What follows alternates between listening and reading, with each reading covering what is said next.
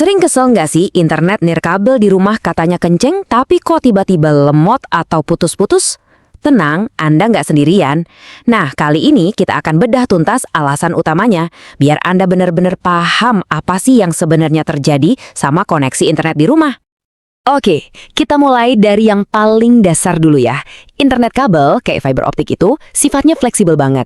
Kabelnya bisa kita tekuk lewat sudut-sudut tembok, nggak ada masalah. Nah, beda cerita sama internet nirkabel atau fixed wireless access. Ini tuh internet yang lewat sinyal radio. Dia punya satu aturan sakral. Sinyalnya harus lurus, set, tanpa belok-belok. Dari pemancar ke rumah Anda. Ini dia nih, inti dari semua permasalahannya. Ini dia topik bahasan kita. Kita bakal lihat bedanya internet kabel dan nirkabel, terus kita dalemin apa itu line of sight, kita juga bakal kenalan sama musuh-musuh sinyal, lihat gimana cara ngatasinnya, pentingnya survei, dan terakhir kita cari tahu apakah internet jenis ini cocok buat Anda. Nah, sekarang kita masuk ke jantungnya masalah. Kalau ada satu hal yang wajib banget Anda ingat soal internet nirkabel, ya ini dia, konsep line of sight. Jadi, line of sight itu apaan sih? Gampangnya gini, ini adalah jalur pandang yang lurus total tanpa ada satupun penghalang. Benar-benar harus bersih antara antena penerima di atap rumah Anda dan menara pemancarnya di kejauhan sana. Nggak boleh ada yang menghalangi sedikit pun. Biar lebih kebayang, kita pakai perumpamaan sederhana aja. Coba bayangin, Anda sama teman lagi berdiri jauhan pas malam hari. Masing-masing pegang senter, terus saling sorot satu sama lain. Analogi senter tadi itu persis banget kayak sinyal internet nirkabel. Kalau nggak ada apa-apa di antara kalian berdua, cahaya senternya pasti kelihatan terang banget kan? Nah itu sama kayak sinyal internet yang kuat. Tapi begitu ada orang lewat atau ada tembok yang ngalangin, cahayanya langsung keblokir. Ya persis kayak gitu nasib sinyal internet Anda, jadi lemah atau bahkan hilang sama sekali.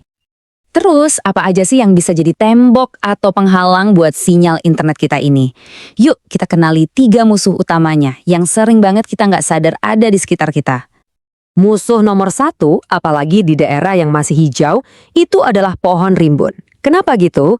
Karena daun, apalagi dari pohon yang lebat kayak bambu atau mangga, itu banyak mengandung air. Dan air, teman-teman, adalah penyerap gelombang radio yang super efektif. Masalahnya jadi makin parah kalau lagi hujan.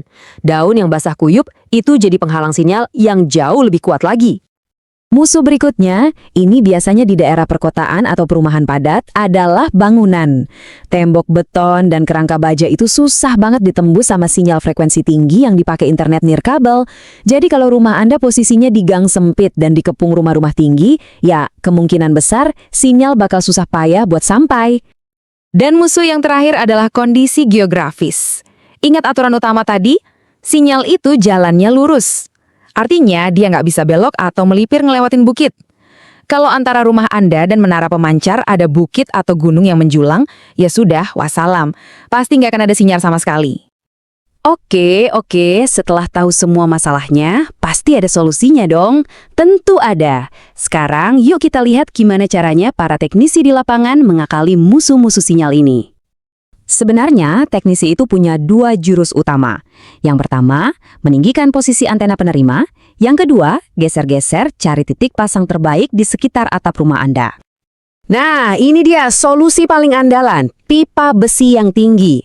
Dengan pasang antena di ujung pipa yang tingginya bisa 6 meter atau bahkan lebih, teknisi bisa bikin antena itu seolah-olah ngintip atau nongol di atas atap tetangga atau pucuk pohon yang menghalangi.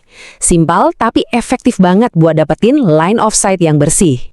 Semua teori dan solusi ini pada akhirnya akan bermuara pada satu momen paling krusial, survei lokasi oleh teknisi. Disinilah teori diuji langsung di lapangan di dunia nyata. Mungkin Anda penasaran, pas teknisi datang buat survei itu mereka ngapain aja sih? Wah, proses ini lebih dari sekedar lihat-lihat loh. Ini adalah momen penentuan nasib koneksi internet Anda. Hasilnya cuma ada 2, lolos atau ditolak. Simple. Kalau teknisi berhasil nemuin titik di mana sinyalnya bagus, kuat, dan stabil, selamat, Anda lolos survei dan pemasangan bisa lanjut. Tapi kalau sinyalnya keblokir total dan nggak ada cara lain, teknisi yang profesional dan jujur pasti akan bilang, maaf, tidak bisa dipasang. Ditolak mungkin kedengarannya nggak enak ya, tapi percaya deh, ini justru hal yang baik buat Anda. Ini artinya penyedia layanan itu jujur. Mereka menyelamatkan Anda dari jebakan bayar langganan tiap bulan buat internet yang ujung-ujungnya cuma bikin frustrasi. Mereka mencegah Anda rugi di kemudian hari. Jadi, setelah kita ngobrolin semua ini, gimana caranya Anda bisa tahu apakah internet nirkabel FWA ini pilihan yang pas buat lokasi Anda? Yuk kita tarik kesimpulannya. Teknologi ini paling bagus kinerjanya di area yang datar atau di perumahan yang bangunannya rapi dan seragam tingginya. Sebaliknya, bakal susah banget kalau Anda tinggal di lembah, dikelilingi hutan lebat, atau di lingkungan padat yang bangunannya tinggi-tinggi dan nggak beraturan. Itu semua bisa jadi penghalang sinyal dari berbagai arah. Jadi, inti dari semua ini, poin paling krusialnya adalah cepat atau lambatnya, stabil atau enggaknya, bahkan bisa dipasang atau tidaknya internet nirkabel Anda, itu hampir 100% bergantung pada satu hal, adanya line of sight yang bersih, plong, tanpa halangan. Sebagai penutup, coba deh lakuin eksperimen kecil. Lihat keluar jendela, atau kalau bisa naik ke atap rumah Anda. Pandang ke arah cakrawala. Coba lihat, apakah pandangan Anda itu bebas hambatan, gak ada pohon rimbun, gedung tinggi, atau bukit yang menghalangi? Nah, jawaban dari pertanyaan itu kemungkinan besar adalah jawaban apakah internet nirkabel cocok untuk Anda.